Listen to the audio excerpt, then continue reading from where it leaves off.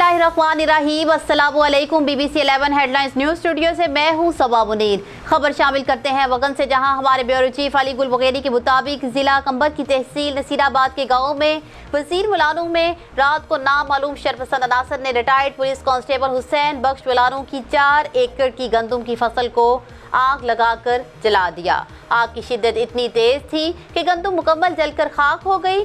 جبکہ متاثرہ کسان نے پولیس کو اطلاع دی تو نصیر آباد پولیس اسٹیشن کے ایس ایچ او احمد نواز تونیو نے جائے وقوع پر پہنچ کر آگ کا معائنہ کیا۔ متاثرہ کسان کی درخواست پر نصیر آباد پولیس نے 3 ملزمان اللہ رکھیو گل شیر دلو بلانو پر FIR درج کر لی، جبکہ تینوں ملزموں کو نصیر آباد پولیس نے گرفتار کر کے لاک اپ کر دیا۔ اس موقع پر کسان انور کھوسو کا کہنا تھا کہ ہمارے ساتھ ظالموں نے ظلم کیا ہے، ہماری تیار گندم کو آگ لگا کر ہمارے بچوں کے منہ سے نوالا چھینا ہے، ہم بہت غریب ہیں۔ متاثرین نے SSP قمبرشہدادکوٹ سے فوری انصاف کی اپیل کی ہے۔